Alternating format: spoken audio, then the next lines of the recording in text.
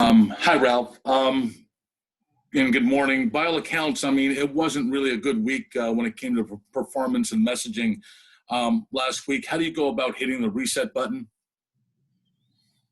Well, the most important thing is to get back to the fundamentals when we're unhappy with our games. And the group has been strong in its communication.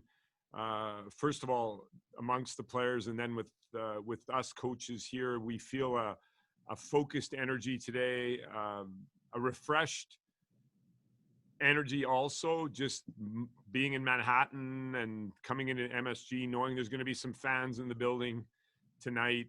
All of those things add some bonus strength, but we need to get to the fundamentals. We need to execute within our framework.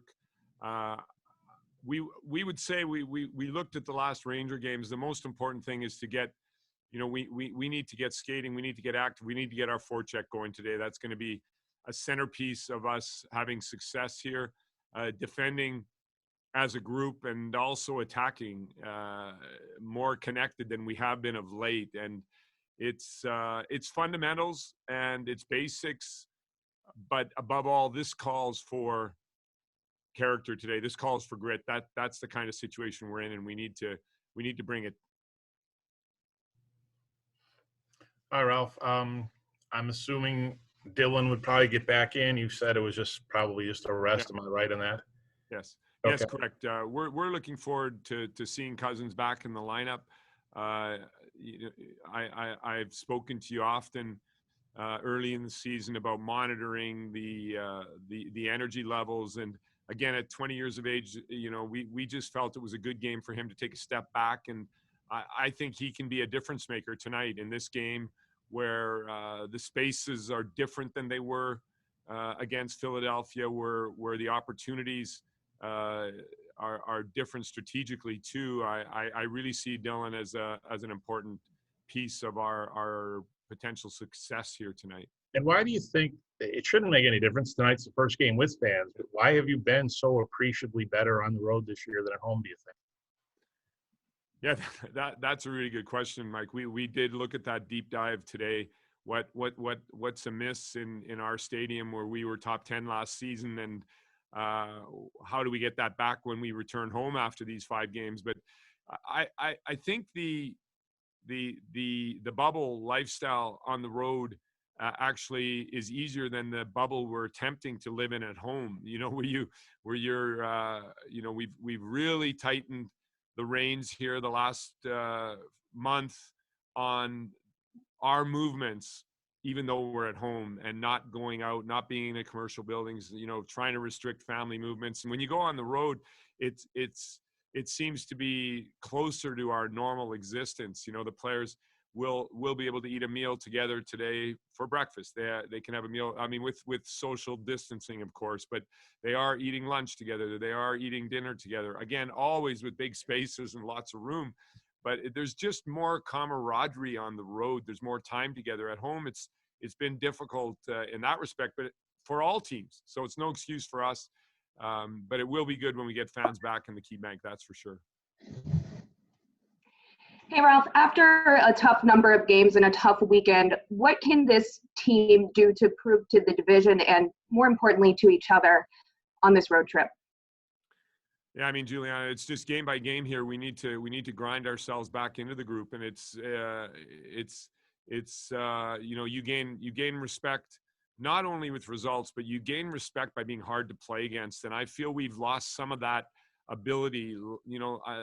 There were really good stretches last season and early in the season where I felt we were difficult to play against. We really defended as a pack, and somehow since the COVID break, we've had difficulty getting into that space. So although everybody will speak about our 5-on-5 scoring and our lack of offense, I believe it comes out of us playing more connected defensively, and automatically our offense will have support and be more lethal. So.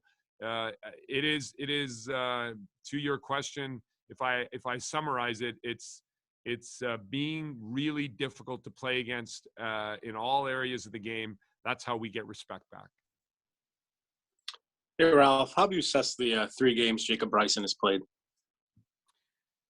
you know, we all have to be excited about it because the need for a defenseman in the modern game to be able to solve pressure and maintain control of the puck through that pressure is one of the most important attributes to be a long-term NHL defenseman in the future.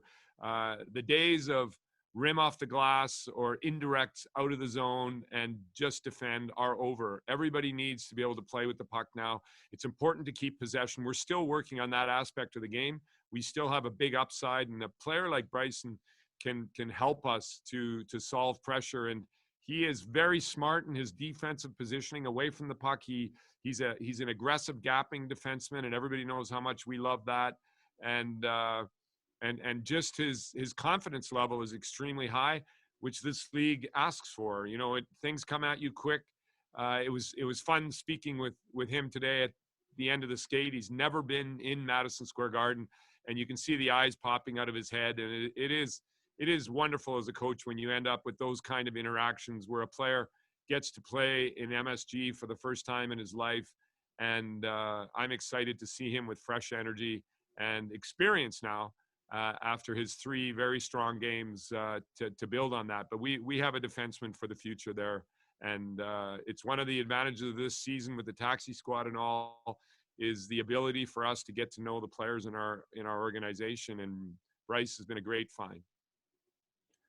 Ralph, what did you learn about the Rangers, especially in the last 4 periods against them where their shot total really went up significantly? Yeah, their hunger to play offense. I mean, they're an attacking team. Their D are as active as, you know, anybody in our division, and we need to be aware of that. We need to defend really, really well today, Brian, to neutralize that. At the same time, we see opportunity that we're going to try and expose them without the puck, and because they do lean on their toes, they do take risks. And are extremely skilled and talented while they do it, you know. So we learned a lot of things, and we've gone primarily off of those 2 games. Actually, it's become quite interesting as we hit the different opponents. It's like you're in a different complete space with every team, which makes a lot of fun on the coaching side. And we did go back to those periods, Brian, and we will be addressing some things defensively to try to neutralize that.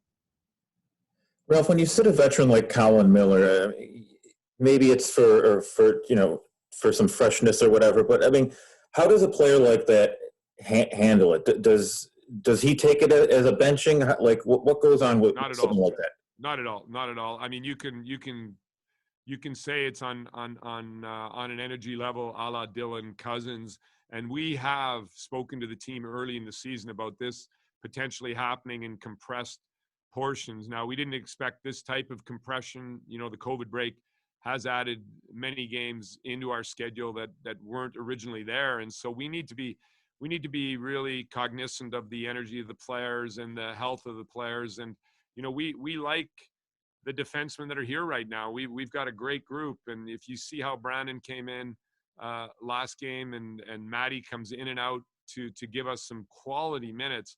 It's a strong part of our group, and Millsy was fantastic in using the energy and using the space and time, and I'm sure he's going to be also very important for our success tonight. We're all set, Ralph. Thank you. Thanks, everybody. Have a good day.